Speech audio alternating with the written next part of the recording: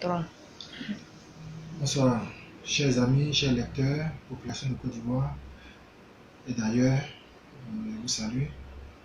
Je suis Tawa Abdon, auteur de l'ouvrage Pourquoi la génération Fessi doit prendre le pouvoir d'État.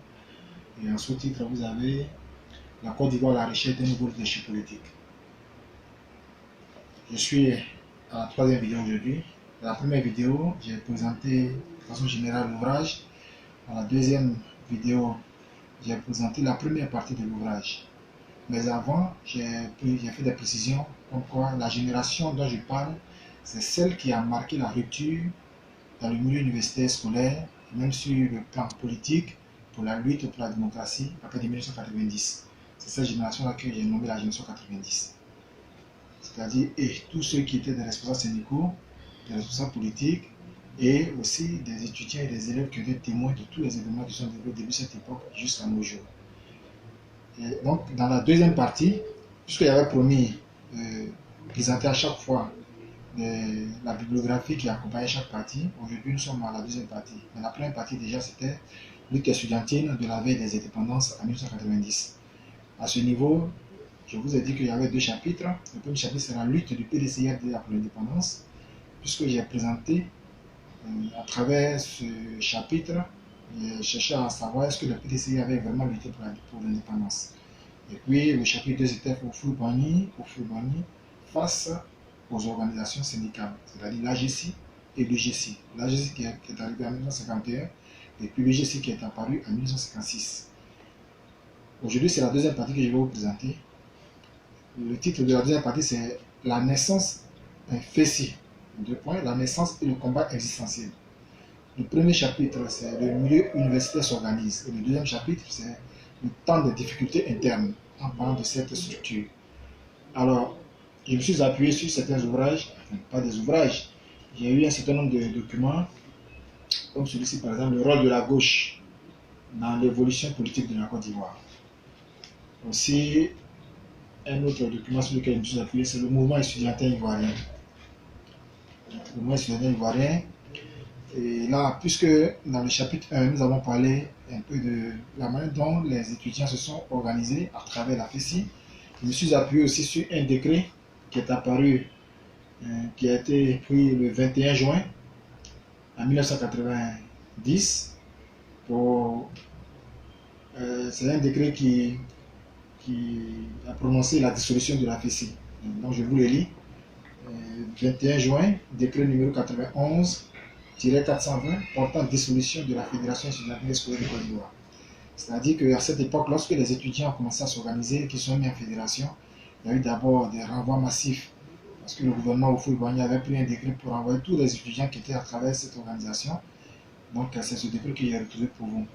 Mais ce que je vais vous présenter aujourd'hui, c'est simplement que quand Houphouët a pris le dessus sur l'AGESI et sur l'UGESI, il avait vraiment la même mise sur le milieu universitaire. Donc il a créé une structure qu'on appelle le MESI, le Mouvement des élèves étudiants de Côte d'Ivoire. Donc le MESI était comme la JPDCI, comme la jeunesse du PDCI. C'était comme, puisque tous ceux qui y étaient, leurs décisions qu'ils prenaient, tout ce qu'ils faisaient, ils le faisaient en rapport avec Houphouët-Boigny et son gouvernement. Parce que juste avant cela, les structures qui ont existé, il y avait vraiment des bagarres. Ça ne venait pas avec le président Houphouët, mais mieux, la JRDA qui était née avant aussi n'est pas allée dans son sens. Donc il a pris toutes les dispositions pour qu'à la création du MESI, que ce soit une organisation qui soit soumise à ce parti politique. Donc le MESI ne revendiquait pas comme la FESI est apparue. Donc, avec ce long moment de silence dans le milieu universitaire, la FESI est apparue en 1990. Ça veut dire qu'au moment où Houphouët régnait de maître de maître, il y a eu une organisation.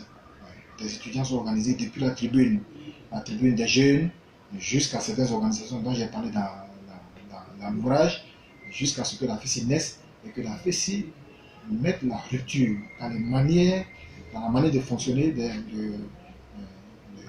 organisations étudiantines. C'est pour cela que l'on a dit d'ailleurs que la FESI est une organisation qui est née avec l'esprit de l'UGC.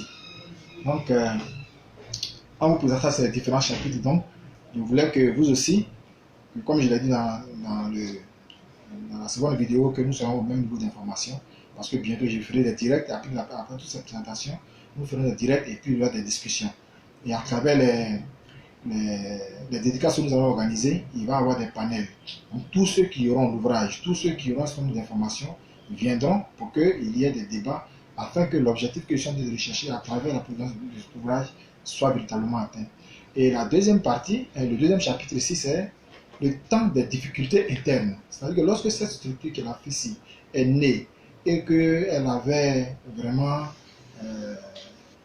elle a pris le dessus dans le milieu universitaire, que les décisions ne pouvaient plus se prendre sans qu'on ne consulte cette structure, sans qu'on ne sache qu'il va y avoir des revendications. Il a commencé à avoir plusieurs tendances, les hommes politiques se sont immixés.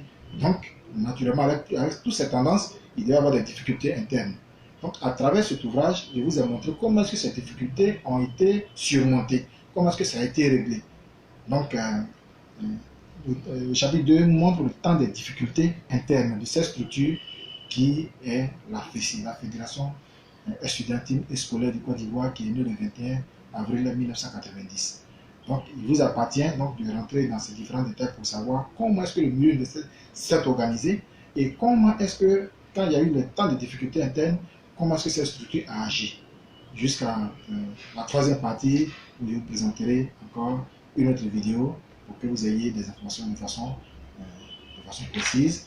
Et aussi, dans cette partie, je me suis appuyé également sur l'ouvrage Ma part de vérité de Charles Goudet, puisque j'ai voulu véritablement être le plus objectif possible.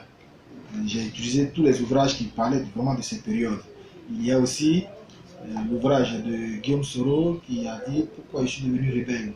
Pourquoi je suis devenu rebelle? Puisqu'il a été un ancien féciste, il a présenté aussi certaines raisons, je me suis appuyé dessus, et sur l'ouvrage de Charles Goudet, et puis un autre ouvrage de Charles Goudet, d'un stade à un autre, qui m'a véritablement servi dans la mise en place de